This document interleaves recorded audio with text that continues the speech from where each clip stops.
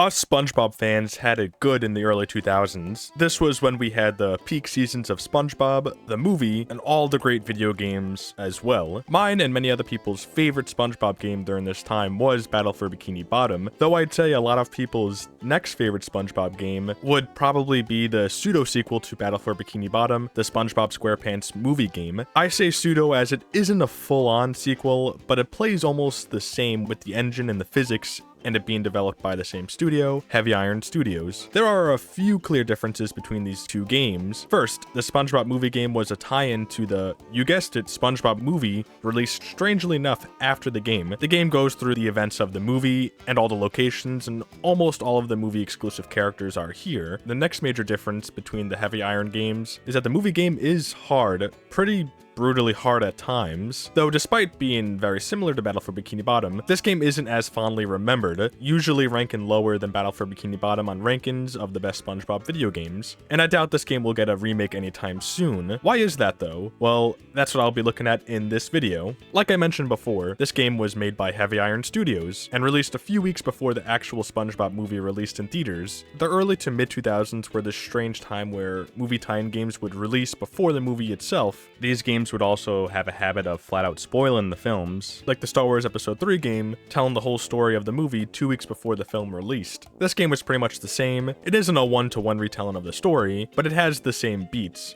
Includes all the same locations and characters from the movie, except for David Hasselhoff. Of course, for a movie like this, spoilers aren't a huge deal. I don't think anyone who played this game before seeing the movie would be like, "What do you mean SpongeBob beat Plankton? Oh, I should have watched the movie." Playing this doesn't defeat watching the movie. But again, a lot of the story beats are present, with some minor tweaks here and there. There are two ways that the story is told in the game, either through traditional cutscenes using the game engine and in-game models, similar to Battle for Bikini Bottom, while other scenes will just have still images. Some of these cutscenes are literally PowerPoint presentations that even I could animate, and you could probably gauge from my channel that I am no artist. Again, it's one of those strange things that is obviously worse than the traditional cutscenes, but it doesn't affect my opinion of the game. Like I said before, the game follows the events of the movie, so the first level takes place in SpongeBob's dream in the film, where he's the manager. It acts as a simple tutorial, and if you're familiar with Battle for Bikini Bottom, it's the same deal here. The noticeable difference is that SpongeBob is missing some of his moves, particularly the Bubble Bash and his Slam. The movement and basic attacks are all the same though. The next level takes place at the Goofy Goober place after SpongeBob and Patrick have their little ice cream binge. This time you play as Patrick. This level is more standard platforming, but what was interesting here is that they gave Patrick Sandy's swing ability. Sandy isn't playable in this game, which makes sense considering she doesn't have a big part in the movie. Around halfway through the level, you are stopped and Mindy tells you that you need 2 Goofy Goober tokens, and then it forces you to do a bonus challenge. Here was when I remembered why I didn't like this game as much as Battle for Bikini Bottom when I was a kid.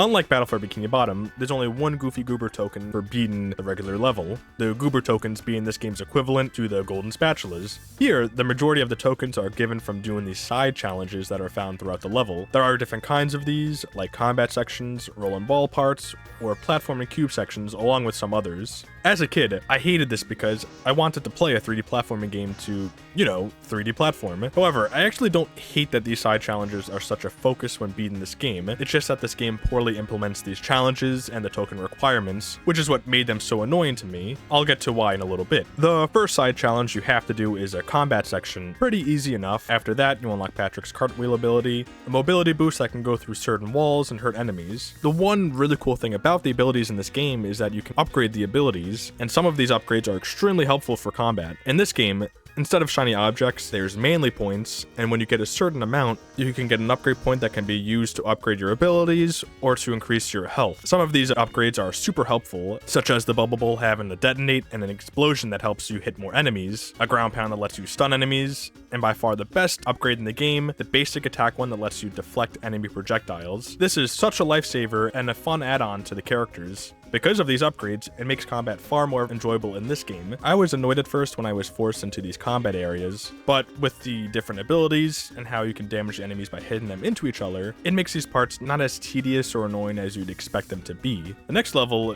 is the first of many paddy wagon sections. Not only is there a bunch of bonus challenges along with the platforming, but this game includes driving sections where you need to avoid different obstacles. The level after that takes place where Patrick and SpongeBob get their paddy wagon stolen, though before you begin the level, you hit another barrier and you need to get more Goofy Goober tokens. These barriers are at the start of every single platforming level. I know every single 3D platformer with collectibles has requirements for getting into levels, but there are two reasons why it sucks here. First is that when you unlock an area Mario 64 or Battle for Bikini Bottom, most if not all the challenges in that level are available for you to do once you enter the level. Here though, many of the challenges early on are locked until you get certain abilities. Like in the Goofy Goober level, two of the challenges can't be done until much later until you upgrade Patrick's throw and get SpongeBob's Sonic Wave attack. Early on, you're limited in what you can do to unlock Goofy Goober tokens. That means you might have to do some of the more annoying challenges in order to progress. What I loved about games like Mario 64 and Battle for Bikini Bottom was that the requirements were so lenient that you could skip the levels or challenges you found too difficult or annoying. Plus, once you enter a level, you had access to almost every single challenge in that level. In this game, especially early on, you're very limited in what challenges you can do. The second annoying thing about this is that you get these barriers once you enter the level, so once you enter a level, you pretty much just have to leave it immediately. I don't know why these couldn't be before you get into the level like Battle for Bikini Bottom.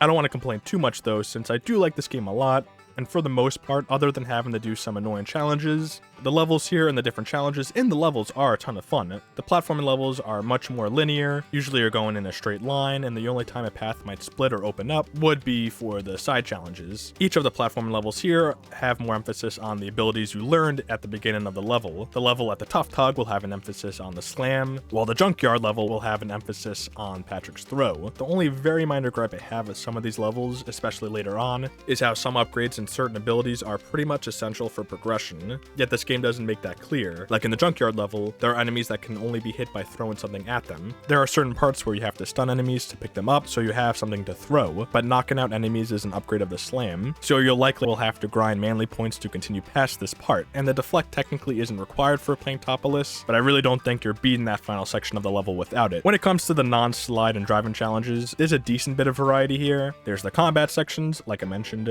floating cube platforming, wall rolling, and a bunch of other kinds of interesting and challenging platforming sections. This game, I can't believe I'm saying it too, actually fixed the bungee hook challenges. For context, in my ranking of all the golden spatulas in Battle for Bikini Bottom, check it out if you haven't, I bashed the bungee spatulas, mostly because it was basically you paying for a spatula. You press A once, and bam, there's your spatula. Here it isn't much, but they actually add an objective to the bungees, that is destroying all the targets, and it made these kinds of tokens actually fun. I think what I love the most about these extra tokens is just how challenging they can be. Many of the challenges, especially later on, really required a lot of focus. I mean, it wasn't Dark Souls hard, but for a kid's licensed game, it took me some time to get through some of these levels. I did greatly appreciate the extra difficulty here. However, I just had one minor nitpick for these levels, but it actually has nothing to do with how they play. My advice for anyone trying out this game is to simply walk up to the challenges where you have access to them and can teleport back to them at any time, but not to start them. That's because in some levels, there's no way to teleport back to where you left for the challenge, unless you beat the challenge. If you teleport to the challenge from the pause menu, it takes you directly to the challenge itself, not where it's located in the level. That means if you have difficulty beating the challenge, you simply can't go back to where you left off. So your options are to either beat the level like a man, or go back to an earlier part of the level. It really isn't a huge problem since none of these challenges through the levels are so hard you'll be forced to restart any level, and beating the challenge leaves you where you entered it. The final type of level I haven't mentioned yet are the slides. Again, if you saw my golden spatula ranking video, my favorite spatulas in Battle for Bikini Bottom were the slides. It's great to see them back here and see them get their own extended levels with its fair share of skips and challenges. Similar to the driving sections, the goal here is to avoid obstacles and not get hit 3 times, but it's easier to avoid obstacles since the controls are a little more precise here. There's also plenty of checkpoints throughout the level, but if you're simply going through the level, you really shouldn't have any problems. The next level is another platforming one where you have to get through the Thug Tug. One other thing to note about the levels in this game is that they are only centered around one character. In Battle for Bikini Bottom, each level had 2 characters,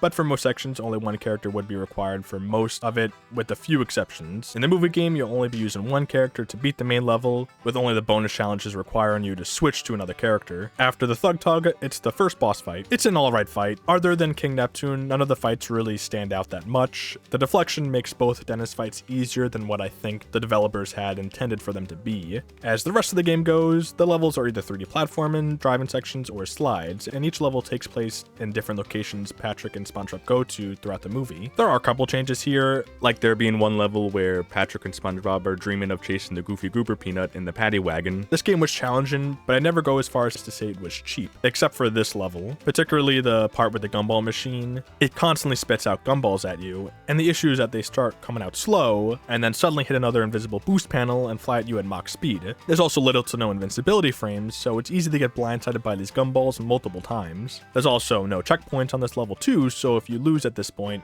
you have to restart everything. Plus, that slide at the end makes the time challenges much more stressful.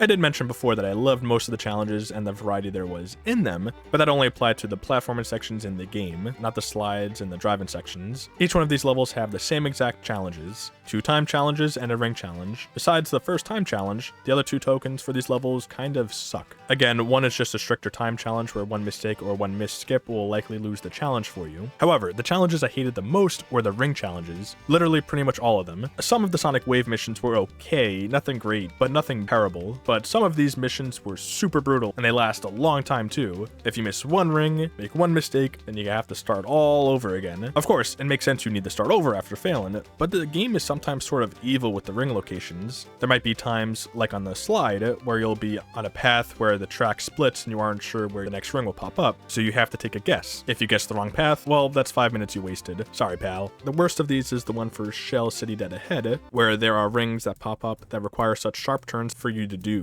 There's also a bunch of crap everywhere, especially with the floating boxes in your path, so you will have to worry about that as well. I ended up trying my best to not do these, but with the strict token requirements and these rings and time challenges making up so many of the tokens, you will have to do a few of them.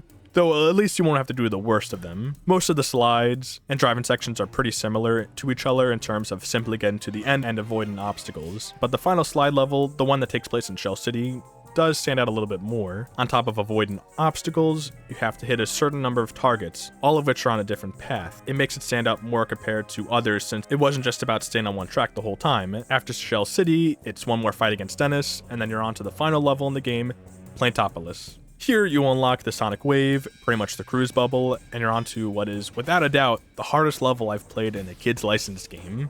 Up until Planettopolis, the game was definitely more challenging than Battle for Bikini Bottom, but not overly difficult. There might be some tough parts or challenges here and there, but with some perseverance, you could overcome most levels in the game. However, Planettopolis is its own kind of beast, being a massive difficulty spike in a game that was already pretty tough for a kid's game. First are all the enemies and placements of those enemies. Most of the enemies here are ones with projectiles, so you'll either have to bubble bowl, cruise bubble, or deflect. Deflecting projectiles is literally a must here since at certain points, because there are parts where there's an onslaught of enemies shooting at you, you won't be able to use any attacks. All you can do is deflect. Plus, the most common enemy type is one that you can't get close to, and you can only hit it with either a Sonic Wave or an upgraded Bubble Bowl. Not only are the enemies difficult to deal with, but there's a lot of wall jumping sections here as well. If you thought the Flying Dutchman's graveyard was bad, that's a walk in the park compared to the wall jumps here. Not only do spikes come out on the side of the walls, but there are moving wall sections where if you fall, you'll need to spend a bit of time to platform back to that spot. I found the middle section when you're climbing up the tower the hardest part because of all the platforms that break, the wall jumping, the electric hazards, the enemy placements, and the smoke. Plus, falling one sends you all the way to the bottom in most cases. It doesn't end there though, because there's plenty of conveyor belts with electric hazards and more tough wall jumps. Even the end of the level is brutal with all the enemies shooting at you. I felt like I was just mashing the spin button at parts in hopes I would eventually beat all the enemies with deflecting. The level itself is decently long as well, probably taking me around 25 minutes to beat, longer than any other level in the game. Though with enough determination, I made it through the level, probably producing more sweat here than I had ever done while playing a kid's game. There's one last Goofy Goober token requirement before the final driving section, with it being 50. At this point in the game, getting that amount isn't as bad compared to earlier on because you have full access to every challenge in the game. There's one last driving section, getting back to the Krusty Krab, sort of a reverse of the first driving section in the game, and nothing too crazy. After that, it's on to the final boss fight, King Neptune. Without a doubt the best boss fight in the game. The fight is just the right amount of difficulty to make it intense, but not too much where it's unfair. The only minor complaint I have is that each part of the fight has 3 hits, so there are 9 hits in total to beat him. The issue is that that you need to do the same thing 9 times to beat the boss, which is turn the tables, stand in front of Mr. Krabs, and then Sonic Wave King Neptune.